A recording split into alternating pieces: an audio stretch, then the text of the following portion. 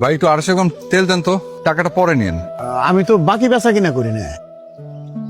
শোনেন, এই যে বোতলটা দেন। আপনি এনে কার বাসায় থাকেন? জি ওই সোমান সাহেবের বাসার ছাদের রুমটাতে। এই স্যার, 250 গ্রাম তেল দে। আসসালামু আলাইকুম আব্বা। ওয়ালাইকুম আসসালাম। কি খবর রে তোর? চাকরি বাকরি কিছু হইলো?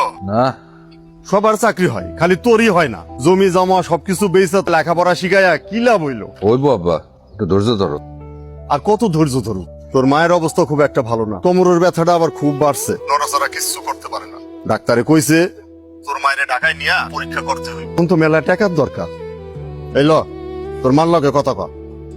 তোর শরীর এখন কেমন বাপ? এই তো আছি ভালোই। কি খাইছস? ভাত। টাকা পাস কই? ওই একজন ছাত্রী পড়ে আম্মা। ছাত্রী পড়ায় কত পাস বাবা? কি খাস? কেমনে চলস? বাসা ভাড়া দেশ কেমনে? তোমার শরীরটা খুব খারাপ করছে না আম্মা? তোর বাপ সবকিছু না একটু পাড়ায় কয়। এর কথায় তুই কিছু মনে করিস না। আমি ভালোই আছি, আমাকে লাগে চিন্তা করিস না। নিজের শরীরের দিকে খেয়াল নিস বাজান। Yes, Suman speaking. ফোন অনেকক্ষণ বিজি পেলাম। Business conversation. ওই আমার জাহাজ কর্ণফুলী নদীতে বহির্নোঙর করবে, সে শুনে কথাবার্তা আর কি। খরচ, কত লাভ লস হতে পারে, এই তো এসব নিয়ে আর কি। আসসালামু আলাইকুম। ওয়ালাইকুম আসসালাম। যাক, তোমারে পাওয়া গেল। অলরেডি কিন্তু 2 মাসের ভাড়া জমা পড়ছে। কি করবা? চাচা ওই আমার সাথে আরেকজন যে রুমে থাকে, ও তো বাড়ি গেছে। ওই ইতিমধ্যে কিন্তু 3বার ডেট ফেল করছো। আগামী 20 তারিখের মধ্যে তুমি ভাড়া দেবা। যদি ভাড়া দিতে না পারো, পত্র সব এখানে রাইখা চলে যাবে। তখন টাকা পয়সা দিবা, তখন মালপত্র নিয়ে যাবো। তোমার বন্ধু সাইফুল কবে আসলো কি গেল সেটা তো আমার দেখার বিষয় না। তোমারে বাড়ি ভাড়া দিছি, কথাটা মনে রাখো। সরি সরি সরি, আপনাকে ফোনে রেখেই ওই আপনি আবার আমাদের কথাবার্তা শুনে ফেলেননি তো? কেন, শুনে ফেললে কি হতো? শুনে ফেললে কি আপনার যে ডিসিশন সেটা চেঞ্জ হয়েছে তো? মানে মানে জাহাজটার ব্যাপারে নোঙ্গর কোথায় করবেন? এটা জাহাজ আর বন্দরের ব্যাপার না, এটা হলো ব্যাংক আর কাস্টমস এর ব্যাপার। বন্দরে জাহাজের পেমেন্ট 1 লাখ টাকার চেক রেডি করতে হবে। এনিওয়ে, এসব বিজনেস সিক্রেসির ব্যাপার। চেক রেডি করা ছাড়া এই মুহূর্তে আপনার কি কাজ? চেক রেডি করে তারপর লাঞ্চ, দেন 2টো মিটিং, তারপর ফ্রি। ওকে, তার মানে আপনি সন্ধ্যার আগে ফ্রি হচ্ছেন না। আমি আপনাকে সন্ধ্যার পরেই ফোন করব। আপনি কিন্তু আমাকে ফোন করবো না, আপনি আমাকে ফোন করবেনই তো? হ্যাঁ। আপনাকে না বলেছি আরেকটা রশি টাঙিয়ে নিতে। সরি, আজকেই টাঙাই দিব। আর এই যে ময়লা উপচে পড়ছে, ফেলছেন না কেন? যদি না ফেলতে পারেন অ্যাটলিস্ট আমাদের বাস্কেটে রেখে আসবেন, ময়লা এসে নিয়ে যাবে। আর ভুল হবে না, যাওয়ার সময় নিয়ে যাবো। শুনুন, 2 মাসের বাড়ি ভাড়া বাকি। চক্ষু লজ্জা থাকলেও মুখের হাসিটা মুছে যায়নি। তরকারিটা পুড়ে গেছে।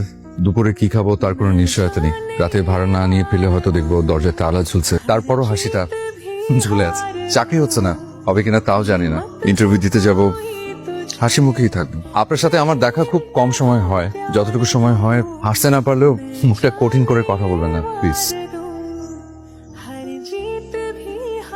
আসসালামু আলাইকুম স্যার। ওয়ালাইকুম আসসালাম। কেমন আছেন স্যার? ভালো। স্যার, আম্মু আমার জন্য নতুন টিচার রেখেছে, ইঞ্জিনিয়ারিং করছেন, ইলেকট্রিক্যাল। আমাকে আপনার কাছে পড়তে হবে না। ও স্যার, আম্মু আপনার জন্য খাম রেখে গেছে, আপনি ভিতরে আসুন, আমি খাম এনে দিচ্ছি। স্যার, আপনার কি মন খারাপ? কেন বলো তো? আমার রেজাল্ট তো ভালোই হচ্ছিল, তারপর আপনাকে বাদ দিয়ে নতুন টিচার কেন রাখলো জানেন? এখনকার মেয়েরা তো প্রেম করে বেড়ায়। আম্মুর ধারণা যে আপনার মতো একজন বেকার আনস্মার্ট গের ছেলে প্রেমে পড়ে যায়, তাই এবার যে টিচারকে রেখেছে উনি চটপটে, দেখতেও নাকি স্মার্ট। প্রেমে পড়বি তো ইঞ্জিনিয়ারের প্রেমে পড়। আপনি বসেন, আমি আপনার খামটা নিয়ে আসছি। নিন স্যার, আপনার প্রিয় প্রকৃতির মতো নির্জন, গোধূলির মতো রঙিন চা।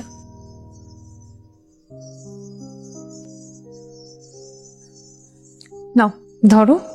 কিসের টাকা? উপরতলা ভাড়াটি আছে না, তার ভাই কি জানি নাম বললো, সে দিয়ে গেল। বললো আঙ্কেলকে বলতে আগামী মাস থেকে ভাড়াটা তাড়াতাড়ি দিয়ে দিবে। ধর, 2 মাসের খরচ। বাবা চা দিব? দিলে তো ভালোই হয়, তার চেয়ে ভালো হয় তুই যদি এখানে এসে একটু বসিস। চা নিয়ে আসি, তারপর খেতে খেতে। ভাই, ইন্টারভিউ দিয়ে আসলেন? জি। কি জিজ্ঞাসা করবেন ইন্টারভিউতে? ওই দেশের বাড়ি কই অভিজ্ঞতা আছে কিনা। আছে কি অভিজ্ঞতা? নাই? কই বাঁচাইলেন, আমার আছে। আমার মনে হয় চাকরিটা হয়ে যাবো। আসলে ভাই, চাকরিটা খুব দরকার, বুঝছেন? পোলাপাই নিয়ে খুব পেরেশানির মধ্যে আছে।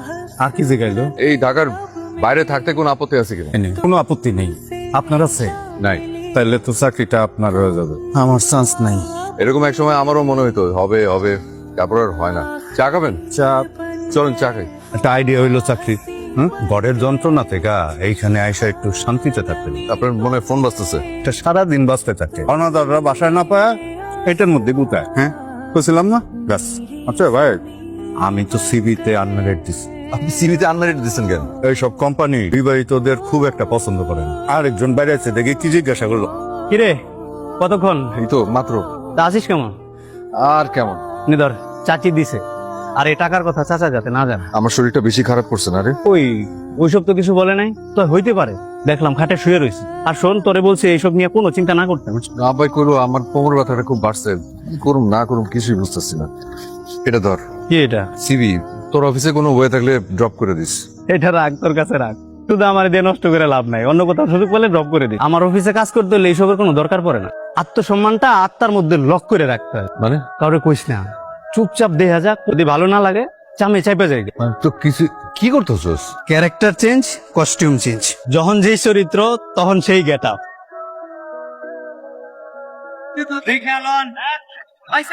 আরে তুমি? আসসালামু আলাইকুম। ওয়ালাইকুম আসসালাম। চাচা এইখানে 2 মাসের ভাড়াটা আছে।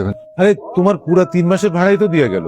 কে? তুমি ভিতরে আসো তো, রেনি জানে, ওকে জিজ্ঞেস করে যাবে। রেনি, ওর ভাই টাকা দিয়ে গেছে না? হ্যাঁ, একজন তো দিয়ে গেল, কে? কিন্তু আপনার ভাই বললো। হ্যাঁ। কিন্তু আমার তো কোনো ভাই নাই। আপন ভাই নাই, কি ফুফাতো খালাতো কেউ একজন আছে? না আছে, কিন্তু এই শহরে তো কেউ থাকে না। অন্য কেউ, তোমার অন্য কোনো আত্মীয় হবে। তা তুমি আসো, ভেতরে আসো। এই রেনি, এক কাপ চা দে নাও। আচ্ছা, ঠিক আছে, আরেকদিন আমি। চাচা ওই টাকাটার ব্যাপারে কোনো ভুল টুল হইলে বললেন। আমি ওই সারাদিন ঘুরছি তো, এখন চা খাবো না।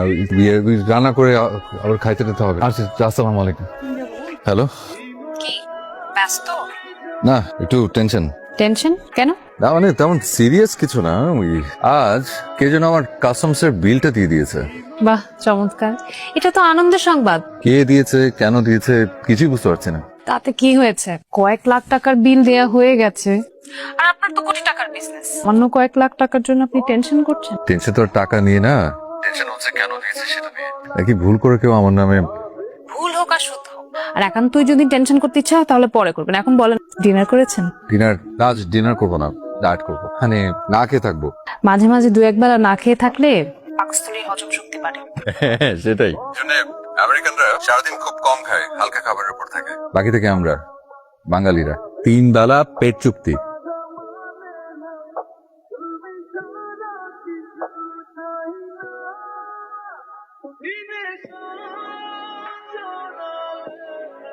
হ্যালো। কি ব্যস্ত?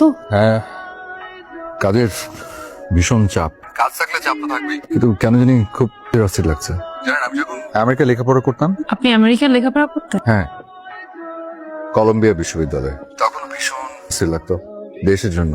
আর অস্থির লাগলে নিঃসঙ্গতা পেয়ে বসতো। অস্থিরতা কাটাতে পার্কে চলে যেতাম। টিলার মতো উঁচু জায়গা থেকে সমতলে মিশে হাত পা ছড়িয়ে শুয়ে থাকতাম। আর দেখতাম মাথার চমচের মতো বিশাল আকাশ। পাখিরা তাদের রঙিন ডানা মেলে এরোপ্লেনের মতো উড়ে যাচ্ছে। শুধু পাখির কিচিরমিচির শব্দ। ঘুম চলে আসছে, আর সেই ঘুম ভাঙতো আজানের ডাকে। আমেরিকায় মসজিদ আজানের ডাকে ঘুম ভাঙতো? না মানে না, হতেও পারে। আমি তো আর কখনো আমেরিকা যাইনি। আপনি একটা কাজ করেন, লেবু চিনি দিয়ে শরবত বানিয়ে খান, ভালো লাগে। আচ্ছা, আপনি কি ডাক্তার? আচ্ছা শুনেন, আমি রাখছি, আমার আবার বাসা ফিরতে হবে। আপনি এখন কোথায়? ইউনিভার্সিটিতে। না, এতদিন ধরে কথা বলছেন অথচ জানি না আপনি কি করেন। ফার্মাসিতে অনার্স করছি একটা ইউনিভার্সিটি থেকে। তবে ইউনিভার্সিটির নাম আপনাকে এখনই বলবো না, কিছু ক্লু দিয়ে যাচ্ছি। আমার ইউনিভার্সিটির সামনেও কলম্বিয়ার মতো বিশাল একটা মাঠ আছে। কি ভাই, চিনতে পারছেন? ও হ্যাঁ, চিনবো না মানে 100% চিনছি। এখানে কি করতেছেন? কি এখানেও কোনো ইন্টারভিউ? না রে ভাই, বাচ্চাটা খুব অসুস্থ, ডাক্তার দেখানো দরকার, টাকা নাই। তাই দাঁড়ায় আছি, আমার বাচ্চার অসুখের সাথে কারো অসুখ মিলা যায়, ওষুধের নাম দেখা তারপর ওষুধ কিনবো। বলেন কি, এত রিস্ক? এমনিতেই করা ভাজা তেলের মধ্যে কই মাছ লাভ হইতেছে, এরপর আবার ওষুধের দান্দা করতে। এই টাকাটা রাখুন। ঠিক আমার সামর্থ্য থাকলে আমি আপনার জন্য অনেক কিছু করতাম। ভাই, আপনার নাম্বারটা একটু দেন, চাকরি পাইলে প্রথম মাসের বেতন খাই আপনার টাকাটা দিয়ে দেবো। ভাই 23টা জায়গায় ইন্টারভিউ দিছি, একটা না একটা কিছু হইবই, এইবার আর নিচু হবো না। ইনশাল্লাহ, আসি।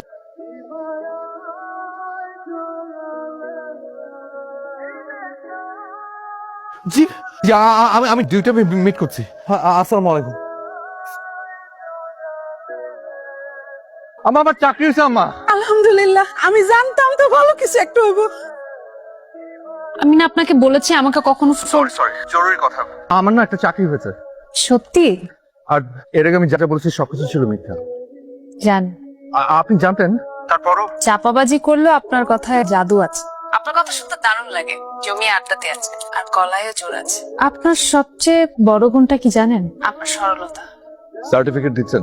সার্টিফিকেট দিচ্ছি না, বিশ্বাস করা যায় দেখে। ওই যে আপনার বাড়ি ভাড়া আমি দিয়েছি। বাড়ি ভাড়ার টাকাটা তাহলে আপনি ওটা কি বেতন পেয়ে দিয়ে দিবেন নাকি? আপনি যখন চান তখন। আচ্ছা ধরুন আমি যদি টাকাটা না নিই, থেকে টাকাটা না নিই, আপনি ততদিন আমার কাছে ঋণী থাকলেন। আপনি জানেন না আমার যে এখন কি ভালো লাগছে, আমার যে কি হালকা লাগছে। আচ্ছা আপনি এত ভালো কেন? আমাকে আপনার স্মার্ট রিপোর্ট দিতে হবে না। আচ্ছা দেবো না। আপনাকে একটা কথা বলি। মাত্র একটা কথা বলবেন? ঠিক আছে বলেন। আপনি কিছু মনে করবেন না তো? কিছু মনে করার মতো কথা বলবেন? আমার না আপনাকে একটু দেখতে ইচ্ছে করছে। মাত্র একটু দেখতে ইচ্ছে করছে? আমার তো আপনার আনন্দটা দেখতে খুব ইচ্ছে করছে। তাহলে প্লিজ চলে আসুন না। আজকে না, কালকে ভাবছি কাল সারাদিন আপনার সাথে ঘুরলে কেমন হয়? দারুণ হয়।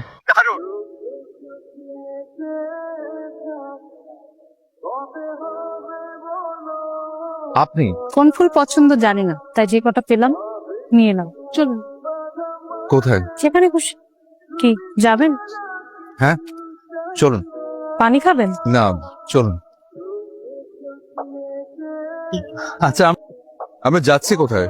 প্রথমে কাজে জি আপনার এখানে কাছাকাছি কোনো বন্ধু বান্ধব আছেন? কেন বলুন তো? বিয়ে করতে সাক্ষী লাগবে তো, তাই। ঠিক আমরা আপনার কি কোনো আপত্তি আছে? না মানে আমরা আসলে ঠিক এখনো বিশ্বাস। আরিশা খুব বেশি লোভ নেই। টিনের চালের ছাদে বৃষ্টির শব্দ, জানালা দিয়ে অসীম আকাশ আর পাখিদের খোলা হয়। কোথায় পেলেন? দরজার সামনে ঝুড়িতে পড়েছিল, ডাস্ট ভেবে তুলে নিয়েছিলাম। ভাবছি বাবাকে বলবো বিয়ের পর যাতে চিলেকোঠার পাশে একটা ছোট্ট ঘর, সে ঘরের ছাদটা থাকবে টিনের, বিশাল একটা জানালা থাকবে, সেই জানালা দিয়ে যত দূর যায় শুধু পাখি দেখা যায়।